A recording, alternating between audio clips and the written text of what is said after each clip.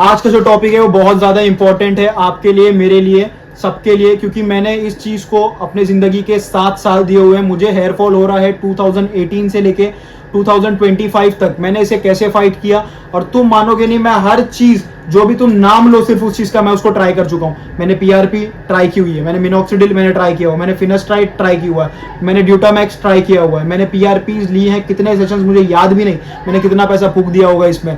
मैंने हिजामा मैंने ट्राई किया है, मैंने सारी मल्टीविटामिन तुम नाम लो, बायोटिन, विटामिन D3, मैंने हर चीज़ ट्राई करके देखी हुई है और मेरे पास एक कॉम्बिनेशन ऑफ रिजल्ट बन गया है जो सही में काम करता है तुम्हारे हेयर फॉल को फाइट करने के लिए। देखो मेरे जो जेनेटिक्स हैं वो बहुत बेकार हैं, क्योंकि मेरे डैड 21 की एज में बॉल्ड हो गए थे और जो मेरा भाई है वो भी 20-21 साल की एज में बॉल्ड हो गया। जो मेरी मदर साइड की फैमिली से हैं वो भी, जैसे मेरे नाना हो गए वो भी बॉल्ड थे, जो मेरे मामू है वो भी बॉल्ड है। तो बस यही है कि जेनेटिक्स सबसे बेकार, मेरे जो हेयर से रिलेटेड जेनेटिक्स थे वो बहुत बेकार थे।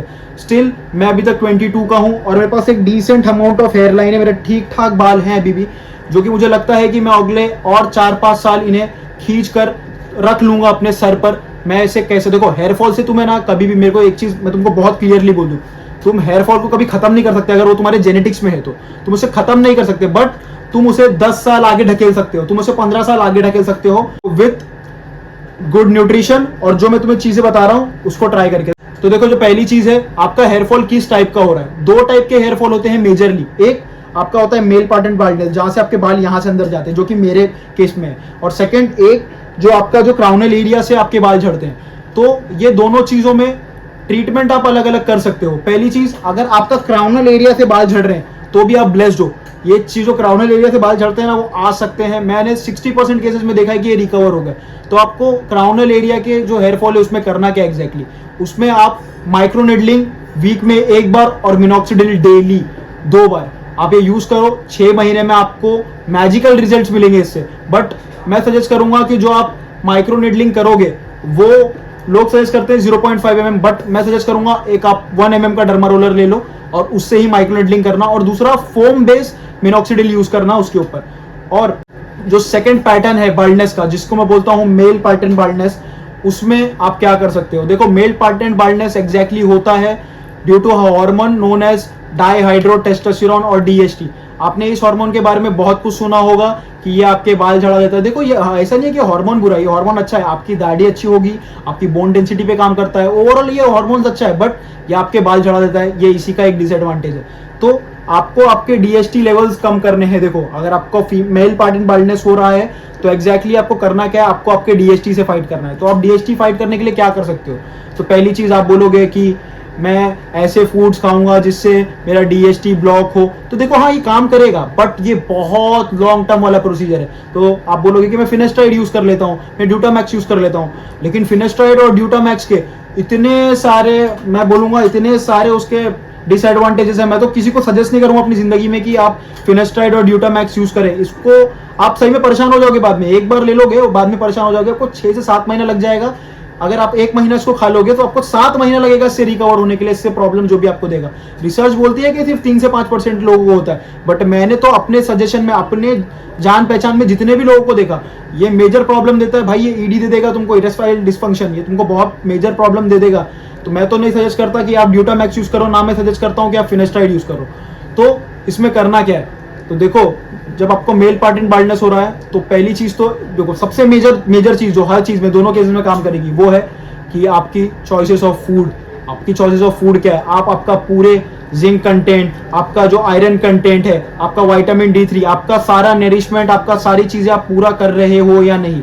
अगर देखो ये जो नरिशमेंट वाला पॉइंट है ना, जो आपका विटामिन वाला पॉइंट है, ये इतना बड़ा है कि अगर मैं आपको एक्सप्लेन करते जाऊंगा तो एक नहीं 10 वीडियो बन जाएगी उसके ऊपर। तो अगर आपको चाहिए कि मैं एक सिर्फ हेयर से रिलेटेड आपको कौन कौन से विटामिन और मिनरल्स लेना है उसके ऊपर एक वीडियो बना दूं, तो आप मेरे को जरूर से कमेंट कर देना, मैं जरूर से बना दूंगा, उसमें मुझे कोई प्रॉब्लम नहीं है। बट ये वीडियो ज्यादा बड़ी ना हो जाए, इसके लिए मैं इसको शॉर्ट एंड स्वीट रखता हूं कि आप क्या यूज करना। तो पहली चीज, अगर आपको मेल पार्टन बाल्डनेस हो रहा है तो आपको यूज करना है डर्मा रोलर, सेम 1 mm का।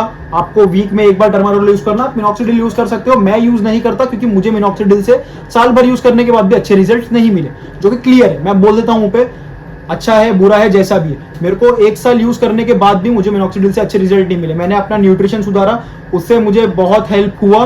दूसरी चीज, मैं डर्मा रोलर यूज कर रहा हूं, उससे मुझे बहुत अच्छा हेल्प हुआ। मैं तीसरी चीज एक अभी यूज करना मैंने रिसेंटली स्टार्ट किया है, जो कि मैं 2 वीक से यूज कर रहा हूँ। रुको मैं आपको दिखा देता हूँ। ये एक सप्लीमेंट है, मैं अभी फिलहाल इसका नाम आपको नहीं रिवील कर रहा। मैं इसको अच्छे से यूज करने के बाद ही आपको, जब मुझे इससे सही में अच्छे रिजल्ट्स मिलेंगे तभी आपको सजेस्ट करूंगा। तो ये नेचुरली आपका डीएसटी फाइट करने में हेल्प करता है। तो अगर मुझे अच्छे रिजल्ट्स मिले इससे तो मैं डेफिनेटली आपसे शेयर करूंगा। तो आप ये सब चीजें कर सकते हो। आप देखो जबरदस्ती पीआरपी में, अगर आपको पैसे हैं, आपके पास भरपूर पैसे हैं, आपके पास आप हर सेशन में 6,000-7,000 रुपए इन्वेस्ट कर सकते हो, तो आप पीआरपी लो। पीआरपी भी अच्छा काम करता है। आपके जो हेयर्स हैं वो काफी अच्छे क्वालिटी के हो जाएंगे। पीआरपी आप यूज कर सकते हो। देखो मेजरली मैंने देखा जिनको हेयर फॉल होता है ना, उनको डैंड्रफ का इशू होता है, तो कीटोकोनाजोल से अच्छा कोई शैम्पू ही नहीं है मार्केट में।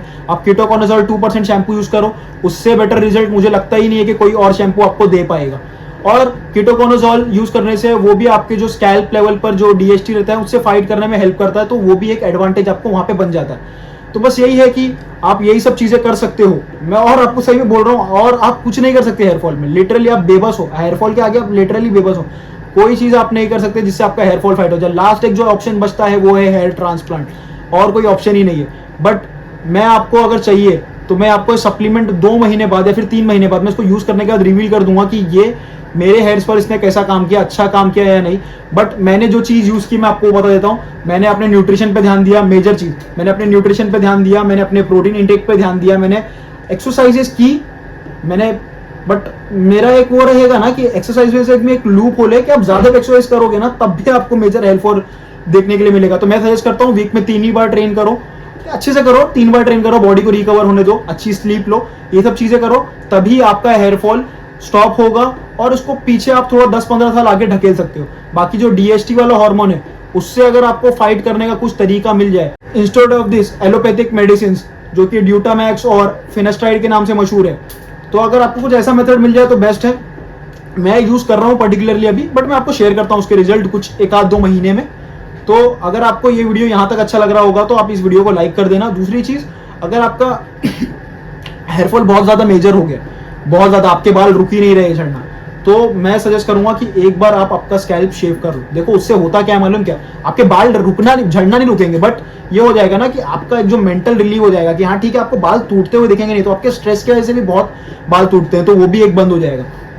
बहुत सारे केसेस में ऐसा भी हुआ ना कि बहुत सारे केसेस में जो जिसको हम लोग टेलुजियन एफ्यूमियम बोलते हैं, जिसमें आपके बाल सडन झड़ते हैं ड्यू टू सर्टन स्ट्रेस या फिर कुछ भी इंसिडेंट आपके लाइफ में हो गया उसके वजह से, तो उससे भी अगर आप बाल्ड हो जाओगे एक बार तो आपको एक अच्छा 3 महीने का ब्रेक मिलेगा, आप रिलैक्स हो गए, आपके बाल जब छोटे छोटे आना स्टार्ट होंगे, और ज्यादातर केसेस में आपके हेयरफॉल वही ट्रीटमेंट आपका हो जाता है। तो देखो अगर आपका मेल पार्टेंट बाल्डनेस है तब तो आप भाई इससे आपको लाइफ टाइम लड़ना है जब तक नहीं, और लास्ट ऑप्शन इसमें ट्रांसप्लांट ही बचता है, और कोई ऑप्शन है ही नहीं इसमें। और बाकी अगर आपका जो क्राउनल एरिया से अगर आपका जो बाल झड़ रहे हैं तब आप इसको फाइट कर सकते हो with the help of minoxidil and derma roller.